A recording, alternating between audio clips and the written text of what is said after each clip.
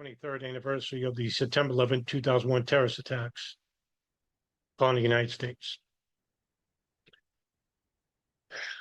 There's so much that needs to be said, and yet we have very little time to say it. Most people don't like to look at any video past 30 minutes, maybe a stretch of an hour. I've been guilty of this years ago, making long videos, 2, 3 hours, long articles. And 9/11 is a very expansive subject.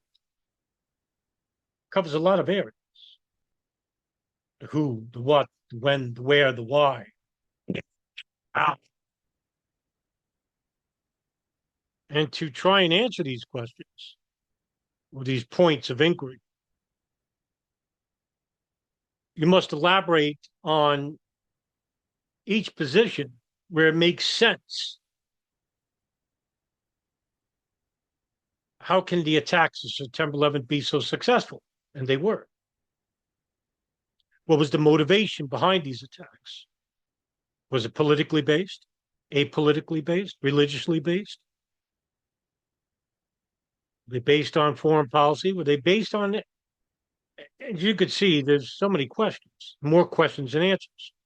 People are basically impatient when it comes to getting down to the bottom line about terrible tragedies in their lives.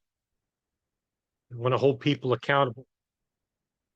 Well, with 9/11, it really becomes a problem of holding people accountable when you're in a rush to judgment. Today, I want to talk about a very taboo subject, something that's been maligned for years. And since the anniversary is coming up, it has basically been making the rounds for obvious reasons. Israel. Ooh, taboo subject, isn't it?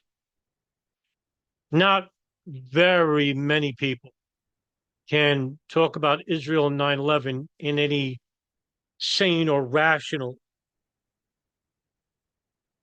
position. It just seems that the 9/11 truth movement is rife with Christian evangelical fringe right wingers. Sorry to pick on you, but most of the fringe conspiracy theories are made by people that align with fringe right. What I mean by that is that you have a bunch of people who actually just believe things on faith, which is what religion is based on, Christianity. But when you have a subsection, a very small section of these fringe right-wing authorities, self-appointed authorities, that just believe anything as opposed to knowing, because science and the scientific method and evidence, whether it's coming from an outside source, has to be questioned. It has to be thoroughly investigated. But when it's run through the scientific method, you find out it's true, you don't like the answer. So you just make it up, or you'll listen to somebody that acquiesces to your worldview. Well, that's what happened with the discussion regarding Israel and 9/11. Now, I heard so many times that Israel did 9/11. Well, they were behind 9/11. And to make such an egregious statement like that, as the late Christopher Hitchens once said, extraordinary claims require extraordinary evidence. Did Israelis hijack these planes? Did Israelis draw the outline, the planning stages of the September 11 attacks? Well, let me see the documentation for this. If you're going to lead me down to a 3-hour video, don't bother. Now, the discussion we're going to have today is going to be based on the historical record and also using rational speculation, reasonable speculation. It's not evidence, but speculation nonetheless. Where there's smoke, there's fire.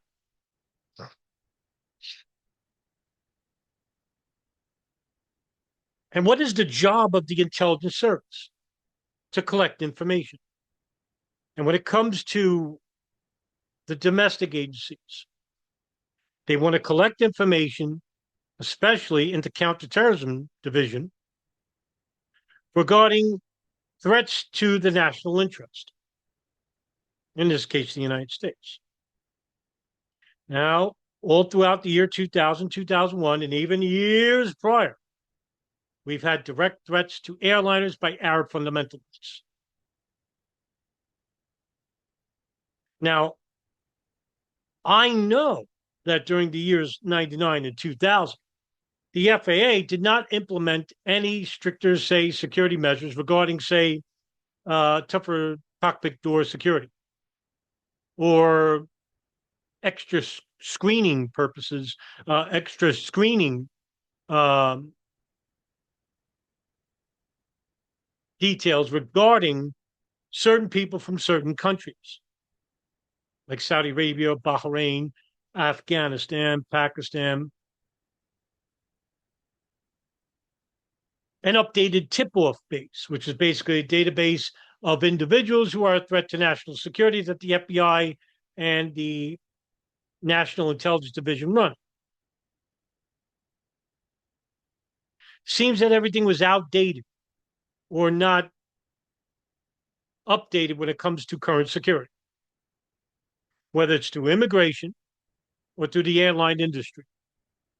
Now, keep in mind that there's a pertinent threat to the airline industry that started even back in 1995 through the Pacheco plot.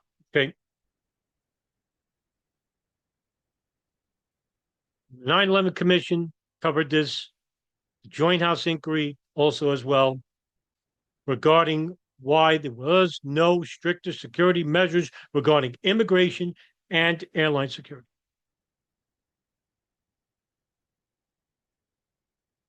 As well as visa issuance. So the role of the intelligence community is to basically safeguard the United States from imminent threats.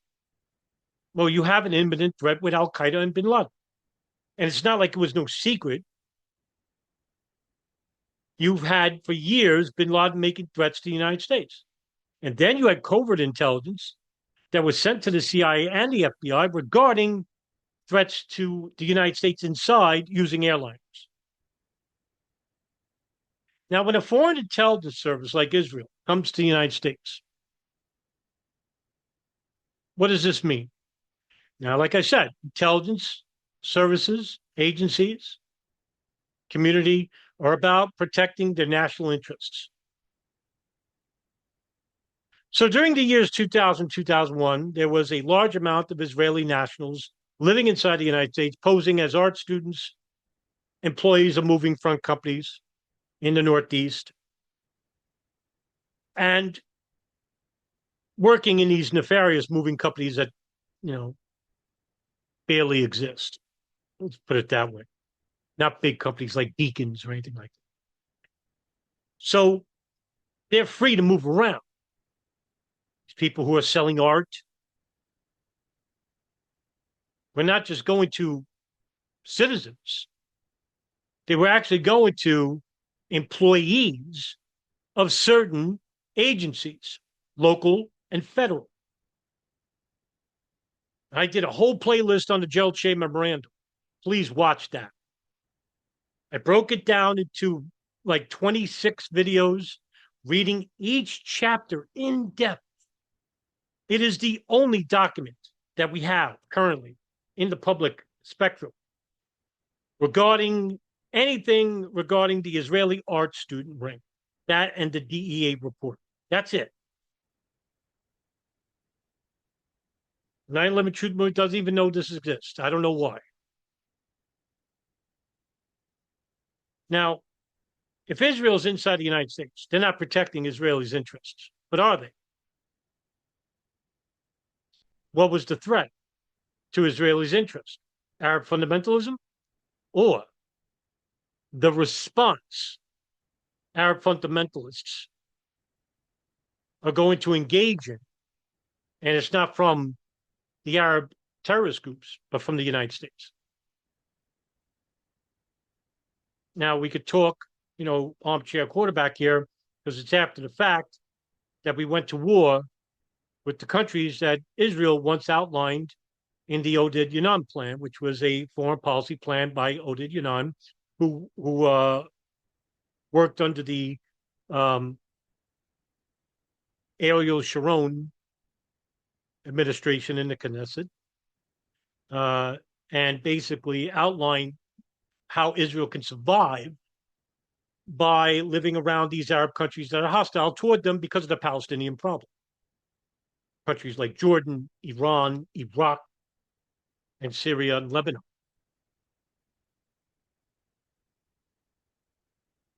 So you have a group of Israelis inside the United States conducting operations on Arab fundamentalists between the years 2000 and 2001. Now, what did they collect? Oh, I don't know. Maybe they didn't collect anything at all. That could be a possibility. But I disagree. And that's my opinion. I think there was some level of intelligence that showed that they knew about the attacks that were going to take place. I will not go where Christopher Bolling goes and every other, like Stu Peters and the other fundamentalists right go to, because it's irresponsible to say it, that Israel helped to organize and orchestrate these attacks. There's no evidence for this. I don't care how much you hate the Israeli government. Like me, I think Netanyahu belongs in The Hague and the death penalty. Same thing for Defense Minister Yoav Gallant. I'm not the only one. I mean, there's 33 countries now that are affiliated with The Hague, the International Criminal Courts, that will arrest Gallant and Netanyahu if they enter any of those countries. So I don't know whether it comes to specifics of the attacks. I won't say that, but I think that they knew just enough to where if they shared this intelligence, could have stopped the attacks. But having the attacks happen benefited Israel. Now, I'm not saying that. Netanyahu did.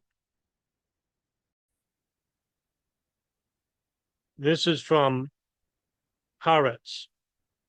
It's 2008, April 16, 2000.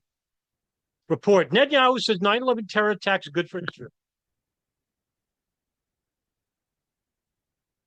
Again, this is not saying Israel is behind the attacks. The Israeli newspaper Ma'ariv on Wednesday reported that Likud leader Benjamin Netanyahu told an audience at Bar Ilan University that the September 11, 2001 terrorist attacks have been beneficial for Israel. Quote, we are benefiting from one thing. That is the attack on the Twin Towers and the Pentagon and the American struggle in Iraq, end quote. Ma'ariv quoted the former prime minister as saying, and he reportedly added that these events swung American public opinion in our favor. And what does he mean by that? He means that any attacks, anything regarding the Palestinians, regarding any Arab, is going to be viewed in a negative light. And who does that benefit? Israel.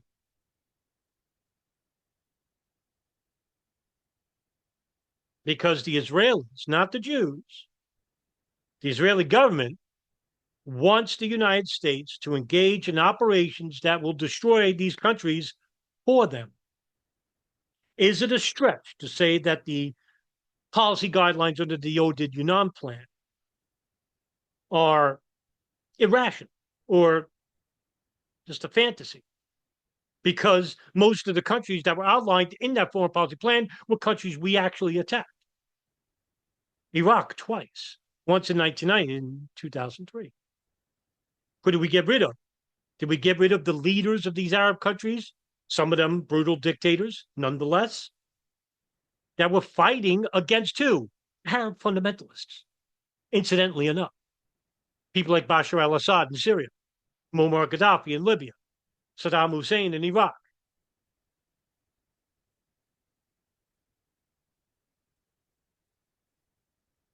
Nasrallah in Lebanon, right? So, I mean,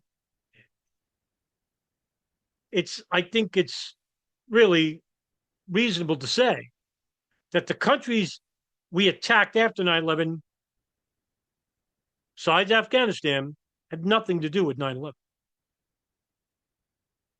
nothing to do with Arab fundamentalism. Incidentally enough, after these attacks on these countries, Arab fundamentalism exists. Libya, Syria, Iraq. And now there's a perpetual state of war because we can always go into these countries and say, these terrorist groups were at war. Meanwhile, at the same time, we're funding these Islamic militants. And one specific one was was Timber Sycamore, CIA-led operation backed by who else? Syria. I mean, backed by Israel, Saudi Arabia, and Turkey, and the CIA. Hundreds of millions of dollars went to these Salafist groups to help overthrow Bashar al-Assad. Netanyahu reportedly made the comments during a conference at Bar-Ilan University in the division of Jerusalem, part of a peace deal with the Palestinians. Meanwhile, Iran's President Mahmoud Ahmadinejad cast doubt over the veracity of the September 11 attacks, calling it a pretext to invade Afghanistan and Iraq. And they were. Say what you want about Mahmoud Ahmadinejad, right? But he was right. The broken clock is right twice a day. 4 or 5 years ago, a suspicious event occurred in New York. A building collapsed, and they said that 3,000 people had been killed, but never published their names. But they did publish the names of the 19 hijackers on September 27th. Under this pretext, they attack Afghanistan and Iraq, and since then, 1 million people have been killed only in Iraq. We went to war with the Taliban and Al-Qaeda in Afghanistan. And one such operation was Operation Jawbreaker, in which the CIA and the Special Activities Division and the U.S. Special Forces, along with the Uzbeks, the Tajiks, the warlords, slaughtered many Taliban and Al-Qaeda fighters. Had bin Laden surrounded, and then he escaped. Thank you, Bush administration, for not giving us the extra troops that was needed by the leader of Operation Jawbreaker, Gary Bernstein, who was replaced by Richard Blee and Michelle Ann Casey, who actually withheld information about 2 hijackers living in the United States from the FBI. Richard Blee was the chief of station at the bin Laden unit. And why did they replace Gary Bernstein? Is because, according to George Tenet and the director of operations CIA, James Pavitt, it was for them not to face the 9/11 congressional investigations. Netanyahu said Iran differed from the Nazis in one vital respect, claimed that when the Nazis regime embarked on a global conflict before it developed nuclear weapons, this regime is developing nuclear weapons before it embarks on a global conflict. And Iran's a tough country. We shouldn't be enemies with Iran. I mean, they have their own problems with the mullahs, but Israel is begging for us to invade Iran for over 30 years. So it benefits Israel. It benefits Israel to have the attacks happen. Is that really a damning statement? Because it did. You can say what you want. Can't call me an anti-Semite. I have no history of it. I'm not of any right-wing fundamentalist group or left-wing. I don't vote. I have never specifically ever said that Israel is behind 9/11. I never, ever said that. I wouldn't be as irresponsible to inform my audience, who I respect very dearly, by misinforming them by using speculation, irrational speculation. Now, we have a document, which we'll go over again, like I did in the Gerald Shea Memorandum series. This is from Gerald Shea Memorandum.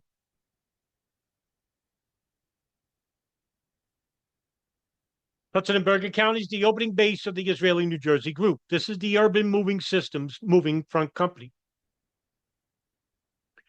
While the Israeli DA groups were active in Hollywood, Florida, and elsewhere in the United States, another group of Israelis, the Israeli New Jersey group, and collectively with the Israeli DA groups, were operating in Hudson and Bergen counties in northeast New Jersey under the Urban Moving Systems. The Israeli New Jersey group appears to have been unknown to federal and state law enforcement until September 11, 2001. Now, you could say that the CIA or the NSA might have known about them and disregarded them and said, listen, you can work with us and share information with us if you have any regarding an imminent threat to the United States. Well, if Israel did, do you think they would share with them when it benefited them to have the attacks happen? On that day, immediately after the first aircraft North Tower plane crashed into the World Trade Center, a resident of Bergen County, New Jersey, just across the Hudson River from Lower Manhattan, became alarmed when she saw a group of men celebrating on the roof of a white van in the parking lot of the apartment building. She wrote down the license plate. Police were told that the men were posing, dancing, and laughing against the background. Now, who does this?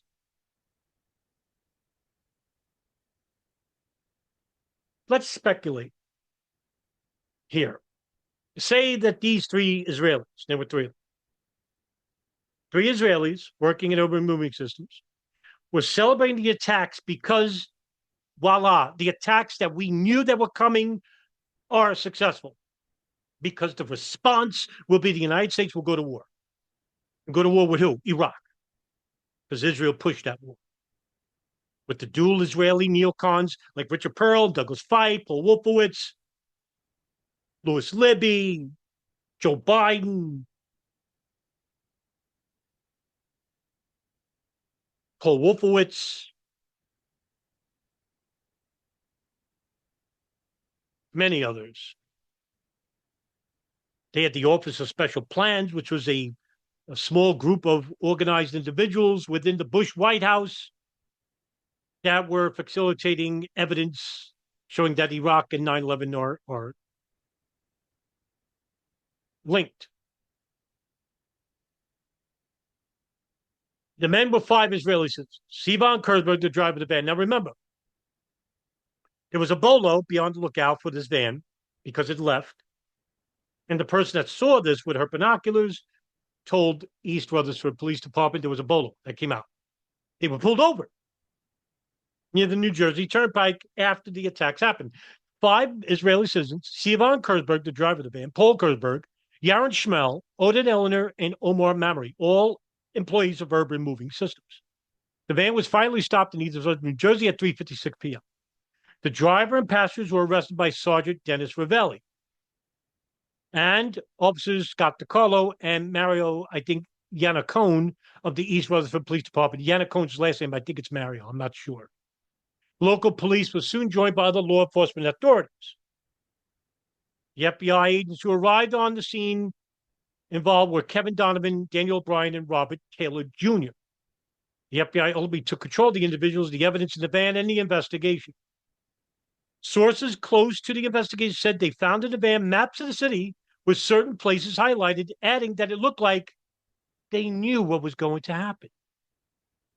Because what was highlighted? Well, in the on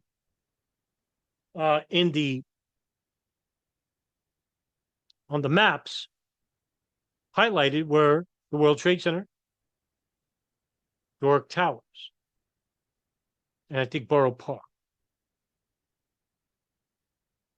Yeah.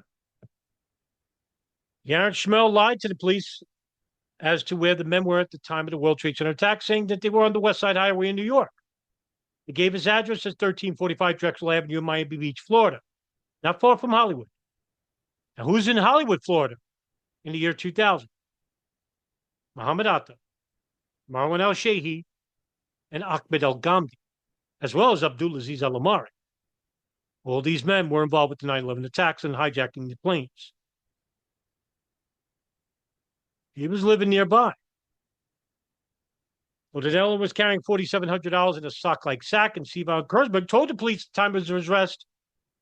And look at the absolute banality of it, the most strange statement. We are Israeli. We are not your problem. Your problems are now our problems. The Palestinians are the problem. Palestinians? What does he mean by this? What is the problem? The problem was, obviously, has to be the attacks. The problem, and he's alluding to, is that the Palestinians were behind the attacks. But when this story fell out of favor, they couldn't use it because They couldn't tie these men to anyone in Israel, Palestinian, because a lot of the identification of these hijackers were already given to American Airlines and the United Airlines when they bought their tickets. And a lot of them came from Saudi Arabia. By the way, we never attacked that country either.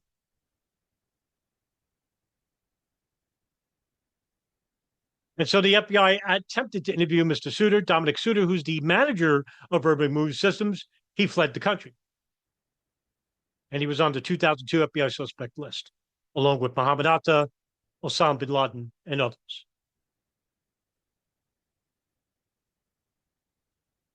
And the document also states that it soon became apparent, however, that Hudson and Bergen counties were the second most important focus on the future hijackers' U.S. operation and was the staging ground for the hijacking of the Pentagon plane. The May 2002 FBI suspect list shows, unlike its 2001 predecessor, that all 5 future hijackers, Khalid al-Mihdhar, Wafa Hazmi, Salima Hazmi, Majid Makid, and Hani Anjur, lived or had mailing addresses or were otherwise active in towns closely interspersed with about a 4-mile radius within the towns of the Israeli New Jersey group. Weehawken in New Jersey City, Fair Lawn, and Rutherford. Bang. Coincidences? Sure. Can be. Not. I'm not believing it. No way. Like I said, the only thing missing are specific evidence, specifics, intimate knowledge, intimate evidence. We don't have it. It's okay to speculate. Just say you are. So this way you won't disinform your audience. Oh, Israel's behind 9/11. Can't say that. Can make a great argument that they knew the attacks were going to happen and that it would be favorable to the Israeli government. Future hijackers towns included Patterson, Fort Lee, Tottawa, Hoboken, and Elmwood Park. There were also FBI suspects in Jersey City, Harrison, Secaucus, and Hackensack. Atta Al-Amari, Ahmed El-Ghamdi, who I said before, although based in Hollywood, Delray Beach, Florida, were among the hijackers who had addresses in Patterson, Fort Lee, and Elmwood Park. Again, coincidence? Sure. But more cities and towns involved with Israeli nationalism living nearby. A lot of these people were spies. Now, a lot of these people weren't even art students. Some of them were legitimate, didn't have nothing to do with what was going on. But some of them were from the Israeli military. Some of them had signals intelligence backgrounds. Some of them had explosive ordnance backgrounds. Some of them were battalion leaders in the Lebanese war. Fuck are they doing selling art?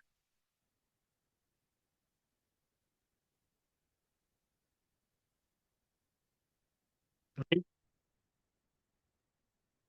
So you have the intelligence services of Israel monitoring the hijackers inside the United States. Did they collect specific information? We don't know.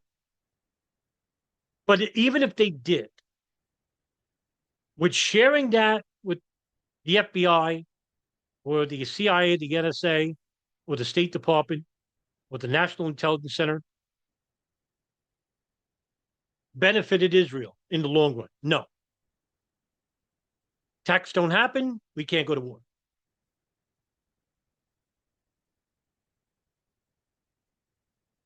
So,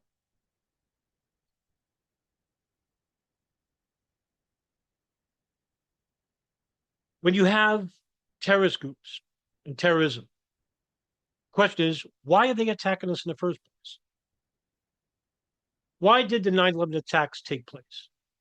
What was the purpose? What was the reason? Well, the Bush White House would have you believe that they hate us for our freedoms. But if you look at the video testimonies of most Arab fundamentalists, from bin Laden to Dr. Ayman al-Zawahiri, Abu Musab al-Zarqawi, Muhammad Atta, Ramzi Youssef, Khalid Sheikh Mohammed, Abu Nadal. The question is really easy to answer. It's U.S.-Israel foreign policy. I'm not giving these people, a blank slate. They're terrorists. murderers. But I know the reason why they did it. When you push a man to the limits by exterminating his family, his livelihood, his livestock, even, you're going to push that man to join groups that are going to be fighting against you to kill the person who killed his life. I mean, it's a normal response, not the right one. And when you do this to millions of Muslims around the world, and you take one look at U.S. foreign policy, and it's just, this is prophecy. When it comes to Iraq, Iran, Yemen, Sudan, Afghanistan, Lebanon, Syria, Libya, you name it. And what the United States and Israel has done is basically create generations of terrorists. Even now, with what's going on in Gaza, the worst things I've ever seen. Do you not think for one second that there are Arab fundamentalists who are planning for the demise and terrorist attacks in the future? Right now, currently, the Afghanistan Taliban are running the country, running the government. You know who's along running the government with them? Al Qaeda. Al Qaeda, unlike bin Laden, is now working alongside the Taliban in the government of Afghanistan. Can you imagine? Like, say, in 5 to 6 years, what kind of an enemy they're going to be? They'll be bigger than anything bin Laden even imagined. And when you have the emir unofficially announced as Saif al-Adil, the emir of Al Qaeda, living in Afghanistan, not in Iran. That's what Israel wants you to believe, because you want to attack Iran.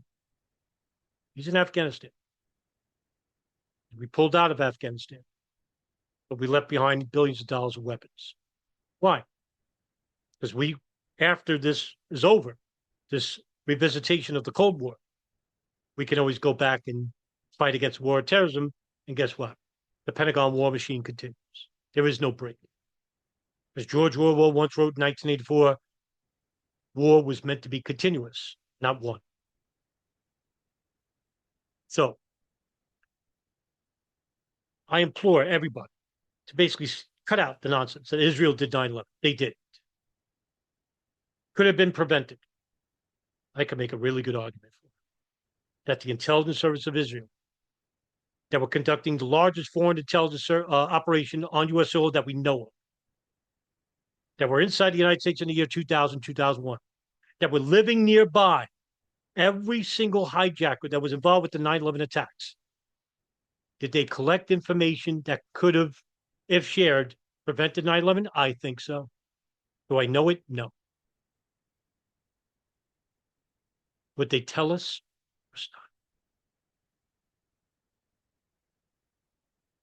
Maybe one day we'll know. All right, guys. Listen, thank you very much for watching the video. Take care, everybody. See you tomorrow.